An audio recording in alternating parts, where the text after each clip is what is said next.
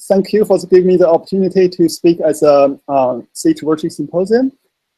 Since the time limit, I'd like to apologize in advance that I might have to be brief in some part of the talk. Basically, my group has been working on both CH and CC functionalization, but I'd like to show you actually these two areas are not separated. Actually, they can closely relate to each other and one inspire another. Today, I'm just going to share you a couple stories based on ketones. So we know it's very easy to understand that CH functionalization is a constructed process because CH functionalization often forms CC bond. The question is, why want to cleave a CC bond? Something's it is a destructive process. We believe through others and our own research, we can convince you the answer should be no. So particularly our lab has been working on oxidation pathway that can convert one relatively inert CC bond into two more reactive carbon metal bonds. So based on the established reactivity of carbon metal bonds, we should be able to convert each carbon metal bond into new CC, SYN, and serum bonds. So this is going to provide dual functionalization of both carbons, and it should be net constructive. And also, you're not always going to break molecule apart, such as if you cleave a CC bond in the cyclic structures, or if these function groups are connecting to each other. Now, the first application we would like to demonstrate using CC bond activation is to construct bridge and fused rings. Those are extremely common structural motifs found in a variety of biologically important natural products. And we like to use a strategy that involves insertion transition metal to the ketones alpha CC bond. And if you look at literature, there are a number of presents showing metal can insert into the ketone alpha CC bonds. So here a brief summary. As you can see, as early as in 1965, in this Nature paper, Wilkinson's complex was able to take the carbonyl group out of cyclohexanone and generate a rodent cell species. There are also a number of seminal work in this field, as you can see here, for direct activation of on-string ketones. And for activation of string ketone was first reported by Lebiscant in 1980 with cyclobutanol, and Ito Murakami in 1994 reported first activation of this strained cyclobutanol. And besides direct insertion, as you can imagine, the CC cleavage can also be guarded by using direct groups. So quinoline direct CC activation, also with Roden. June, who is a former grad student at SUCS, reported a very nice temporary directing group strategy. As you can see here, the directing group is forming situ through reversible imine formation. A linear non-string CC bond can be activated.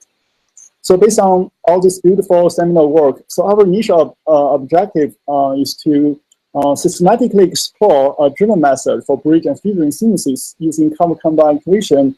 And we call this approach cut and sew. But I didn't know there are many other transformations can also be called cut and sew in organic synthesis. But here we just use terminology to describe this complex catalytic cycle. So this approach starts with the ketone with the pending unsaturated unit. First metal can undergo oxidation, which is a cut step to generate acyl metallic cycle, followed by intramolecular microtrain insertion. Now you get a ring expanded metallic cycle, and then reductination, which is sew step. In principle, is a bridge of these rings can be possibly accessed using such a strategy, depending on where you have a substitute on the cyclic ketone. And you can imagine by changing the size of the ring, the length of the linker, and the variety of XY group with a non-polar unsaturated unit or even polar unsaturated unit, a diverse range of scaffold can be possibly accessed using such a strategy. To explore this kind of sew approach, we wanted to start with something easy first. So cyclobutanol with about 33 kcal/mol strain of energy was used as the initial substrate.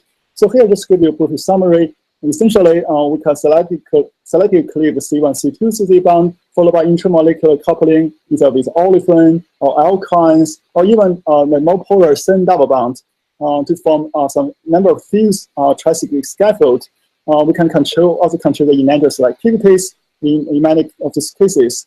By taking advantage of decarbonylation process, we can get either like spiral cycle formation or the decarbonylated cut and sew structures.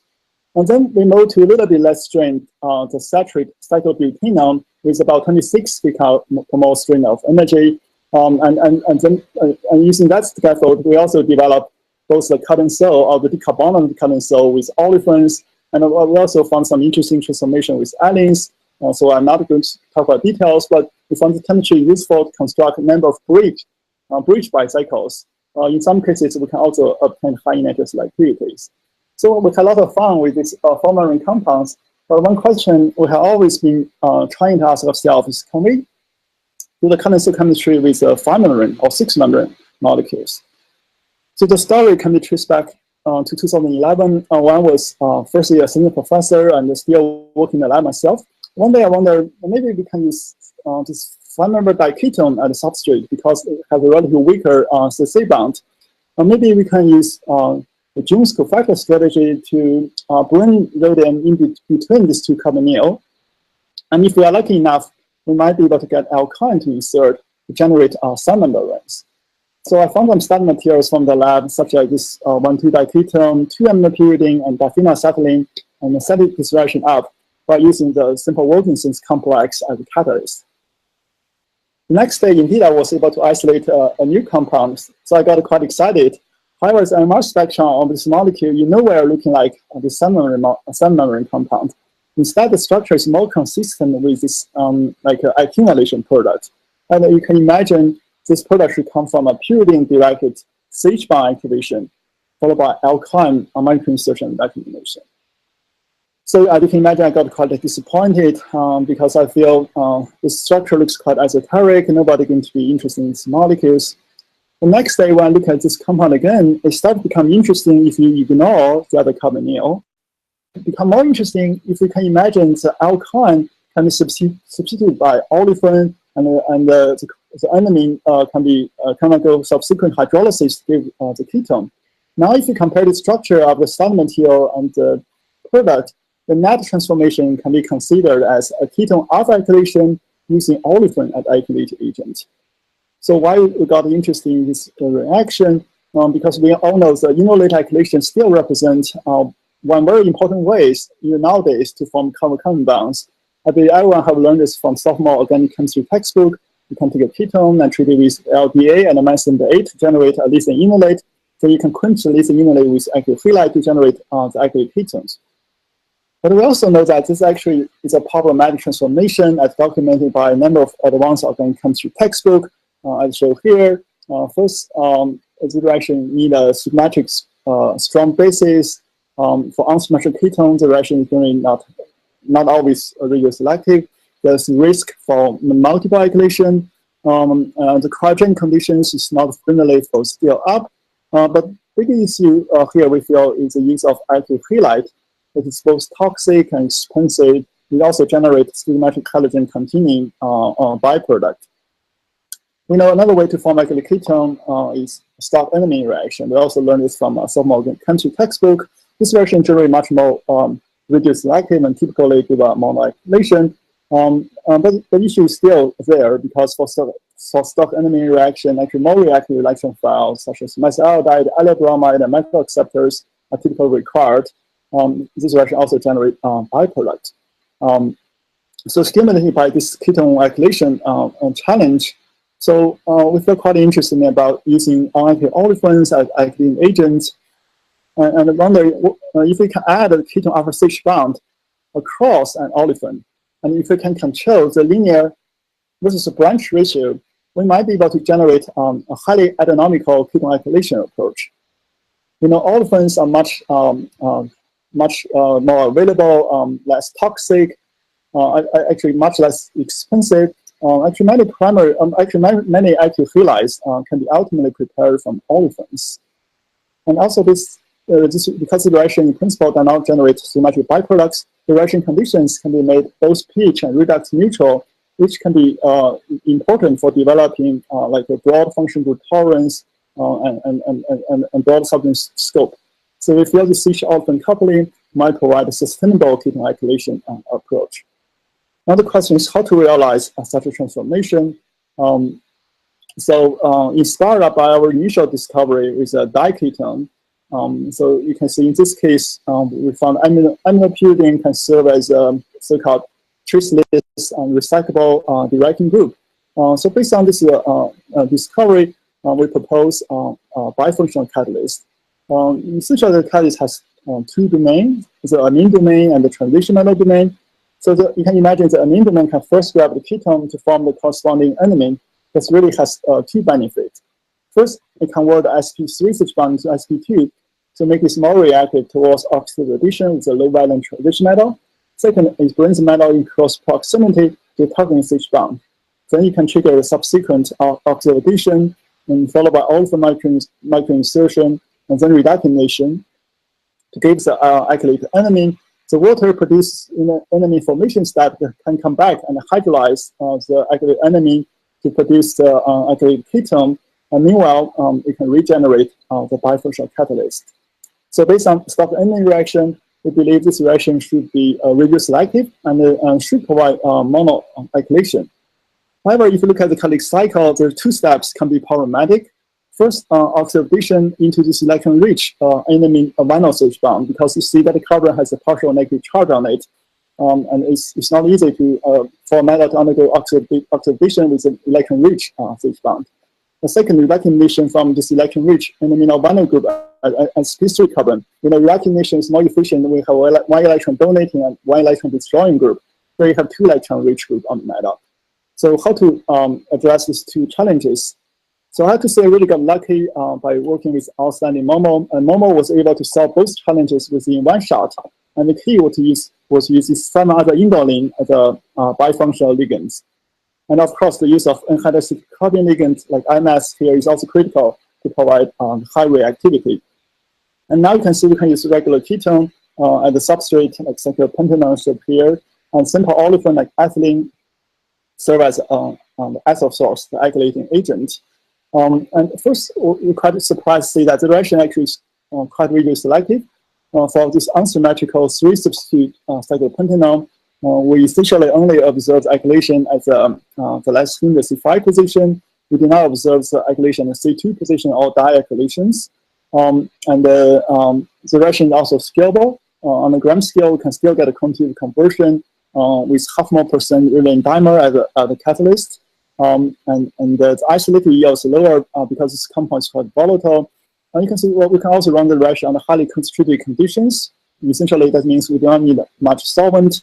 And the reaction also contains small acid that actually can form a buffer with the basic ligands. Actually, the overall reaction conditions are close to neutral. So if you have an epimerizable stereocenter that can get retained, function group like esters, nitrile, aromatic bromide, unprotected indoles, methylene dioxide, and silyl compound are tolerated. Generally, it's easier to activate manganate. Here we can get chemoselect activation of ketones. Tertiary alcohol, primary alcohol, phenols, and amines, amides can all be tolerated. Besides cyclopentanones, other ketones such as cyclohexanone, acetones can also be used as substrate. But as you can show here, you can see here the efficiency are much lower. This is actually not surprising because other ketones has more difficulty to form enamine compared to cyclopentanones. However, Grassley and Yang found that simply by adding this tertiary alkylamine as additives, the total numbers of Rodan can be significantly increased, although at this moment, we're not sure about the exact role of these amine additives. It's very likely maybe serve as a transamine type catalyst to promote enamine formation, or it can simply just serve as a base to stabilize enamine, or it can serve as a weak ligands for transition metal. We still need to figure out the exact role. But I just like to point you that about this acetone phenol is particularly interesting substrate. We all know about Morais chemistry for this very important work. The alkylation of acetone phenol under Morais condition happen at the opposite position. Here we use more like the same substrate, but different catalyst system. We can switch the selectivity all the way to the upper position of the ketone. Besides ethylene, other olefins such as propylene, hexane, styrene can all be used as substrate. It gives a linear anti-Markov addition product. But again, you can see the efficiency are quite embarrassing. That's because these non-ethylene olefins have a much lower binding affinity with transition metal compared to ethylenes. But we found that by adding small amount of water in combination with amine additives, the total number can still be increased. So this looks promising, but we feel it's still far from being satisfactory. As you can see here, we have to use ketone in a solvent amount. So currently, we still need to develop a better catalyst system to address these challenges. I'd like to mention that recently we also obtained some preliminary success in selectivity. So given the time limit, I will not talk about the branch selectivity in this talk. But meanwhile, I'll show you some mechanism studies. So if you look at this parent adenine, at least in a solid state, this looks like quite a flat molecule. But once it's complex with rhodium, as shown here, the pyridine plane and the indene plane in this crystal structure, it twists about 62 degrees to allow such chelation. We believe this 8-2 coordination mode between the olefin and rhodium is really the key for the subsequent CCHF activation. Although we are not able to isolate the rhodium hydride species by using the NHC ligands, presumably because bulkiness of the NHC like MS, the reverse CCHF recognition can compete. That actually destabilize the rhodium hydride species. Here, by using a small but also electron-rich trimethylphosphine that is known to disfavor recognition, we can stabilize such a rhodium hydride intermediate and get X-ray structure of it. So this tells us actually it's possible for transition metal to insert into the electron-rich enamine vinyl CH bond. Finally, a detailed labeling study shows that there's due transfer from upper position of the ketone all the way to twist position of alkyl group. So all these observations are consistent with a metal hydride involved reaction pathway. And then later, Heman showed that this reaction can also be done intramolecularly, which can be considered as a formal Kanya-in type of reaction, except compared to the traditional Kanya-in reaction, this reaction can be run at much lower temperatures with broader functional group tolerance. And then Momo and Henan showed that this we can use alkyne as a coupling partner to give the alkylation product. Actually, the conjugate enamine intermediate is stable enough to be isolated. By using different acid to quench this reaction, we can selectively get either the alpha beta unsaturated enone or beta gamma unsaturated enones. So, as the outlook of this this chemistry, since enolate chemistry had been developed, we have been utilized symmetric enolate intermediate and performed the alkylation and then vinylation and with hybrid transition metal and allylation of with hybrid transition metals. And since the enamine reaction has been developed, we have been utilized either stoichiometric or catalytic enamine intermediate and develop a number of very beautiful transformations like the emerging organic catalyst field. And here we like to, our long-term goal is try to take advantage of the bifunctional catalyst derived metal hydride intermediate and to achieve alkylation, vinylation, allylation with olefin, alkyne, and allene as coupling partners without producing stoichiometric byproduct. I would like to further extend this objective from the alpha position to the beta position by using such a bifunctional imine type catalyst still through the metal hydride intermediate to perform the alkylation and vinylation. And recently, we were able to just show a proof of concept by developing this beta accumulation reaction using alkyne as a coupling partner.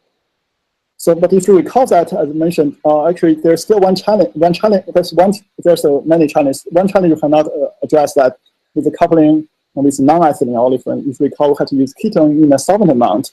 So when a new postdoc, Dr. Nisha, joined the group, so the first project I gave him is to improve the efficiency with a non-ethylene olefin like this one by using one equivalent ketone as a substrate. Indeed, under the conditions previously developed normal, Yin was able to isolate the desired alkylation product. But meanwhile, he found two like tiny little peaks from GCMS that show the identical molecular weights as the ketone starting material. So Yin did not let this random discovery just go away. Instead, he looked at different bifunctional ligands. It seems like this simple aminopyridine give a little bit more about this side product, but the most striking effect came from the screening of the rhodium precatalyst. Although most rhodium precatalysts give extremely low yield, use a rhodium ethylene chloride dimer to give about 85% yield of these two mystery compounds. It turns out that one of them is this tetralone, and the other one is the indene molecules. So when I look at this two structure, I immediately got quite excited. I said to Yin, oh my God, they have activated the CC bond of cyclopentanones. So CC activation of cyclopentanones is actually extremely rare from literature. So in this Murakami and Ito's seminal Nature paper, they have demonstrated one decarbonylation examples with bicyclic ketones. This reaction, you can see, is quite challenging. You have to use stoichiometric Wilkinson and 8 days. And Professor Jing also reported this very important work. The ketamines derived from cyclic ketones can undergo alpha cis1 activation followed by a hydroacylation type transformations. The reaction works very well with the larger cyclic structures. However, you can see here the efficiency is very low with either 6-membrane or 5-membrane ketones. We feel the challenge may arise from the fact that oxidation of transition metal into cyclopentane cis-bond is thermodynamically uphill. For rodin, it's about 5 pK/mol higher in energy. Actually, for the reverse reductination, it's thermodynamically more favored. So we got quite excited by the Ying's discovery and plan to do 2 things. First, we like to optimize the reaction conditions here by adding some water, using dioxide and solvent, so the tetramine can be consistently isolated in good yield and pretty good visual selectivities. And second, we want to figure out like how did the reaction happen and why it can happen. So initially, we propose a pathway like this. After the imine formation, a directed CC-bond cleavage can happen. If the proximal is this one, the proximal CC-bond got activated, followed by intramolecular 1,4-rodin migration to give such intermediate, then reductination should lead to the tetralone product. And you can imagine if the other CC-bond, the distal CC-bond got activated, followed by a 1,5-rodin migration, that should give the minor indinone product. So however, we know for 1,4 migration is common with the rodin 1 species, but extremely rare with the rodin 3 species. And also the D2 labeling study shows that the D2 transfer from the ortho position of arene to the alpha carbon, which is the transfer to the methyl group, is only 50%. It's incomplete. We also observe significant D2 loss at the other ortho positions.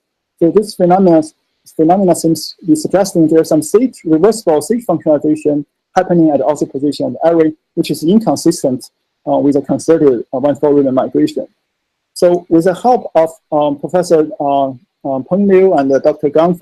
Lu Gang from the University of Pittsburgh, they computed the reaction pathway using DFT calculations, and this seemed to be a more reasonable pathway. Essentially, after a reversible CC-bond activation, a concerted methylation depromation can happen through such a transition state, and this is a reversible process, and followed by to generate a rodin bridge bicycle. Then sp2 reductination, followed by either direct or net prunation of the L2 rodin 1 species to generate this tetralone product. As you can imagine, the driving force of such transformation is likely to form a more conjugated enone, conjugated ketone. So meanwhile, you look at the subgroup scope. Essentially, arenes with electron donating, withdrawing group, and different function group like methyl ketone, cyanide, unprotected alcohol, pinnacle boranes can all be tolerated. For substrate with unsymmetrical arene, it's not surprising to see that CH activation happened at a less hindered position. And for substrate with a more sterically hindered, like also substitute arene or substrate with the quaternary carbons, can all be tolerated. It's actually kind of surprising to see that for the C2 substance cyclopentane, the CC cleavage still happen at the more sterically hindered proximal position. And the 3,4 disubstituted ketone give the desired product with the retention of the relative stereochemistry. The reaction also scalable. On a gram scale, you can even get a little bit higher yield. On a gram scale, we can use lower catalytic loading. We know tetralones is often used as the synthetic blending blocks in complex molecule synthesis. However, it's not that trivial to introduce C4 stereocenter symmetrically. So conventionally, we need a long synthetic sequence. But here, you can start with a very simple starting material, then through a symmetric conjugate addition like Hayashi type chemistry, then followed by CC activation Rohr-Menger reaction to generate the tetralones with good yield and high quality transfer. Such compound had previously demonstrated to be a common intermediary in the total synthesis of the 3-terpene natural product. So we feel this chemistry might be useful for some total synthesis. So finally, this is another we feel is quite an interesting example. So this bicyclic ketone can be easily prepared from a Paulson-Kahn reaction followed by conjugate error addition. Indeed, under the standard conditions, it can give a both a mixture of the indenones, a tetranone and indenone product, still favoring the tetranone as a major reaction pathway. But we are quite intrigued by the spiral city structure of the minor indenones. I wonder, is it possible we can make the spiral cycle the dominating product? I think you can imagine to form such a product requires selectively cleave the distal CC bond. So how to do that? Actually, our idea was quite simple. We wonder what if just increase the steric hindrance around the rhodin that should have unfavorable steric interactions with the phenyl group, which in turn should disfavor cleavage of the more steric hindered proximal position, and then should favor cleavage of less hindered distal position. Indeed, by using the IPR ligands in combination with 6-methylamidopyridine, the spiral cycle you can see can be performed in excellent yield, almost complete selectivities. The method seems also be general to form a variety of other spiral cycles with different linkage and substitutions. So we wonder whether this sort of selectivity cleavage method can be generalized to other ketones. For example, like monocyclic ketones.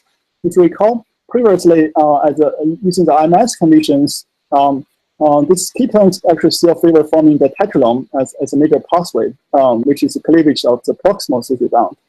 For the same substrate, by using the IPR conditions, we can completely switch selectivity to favor formation of the indenone product.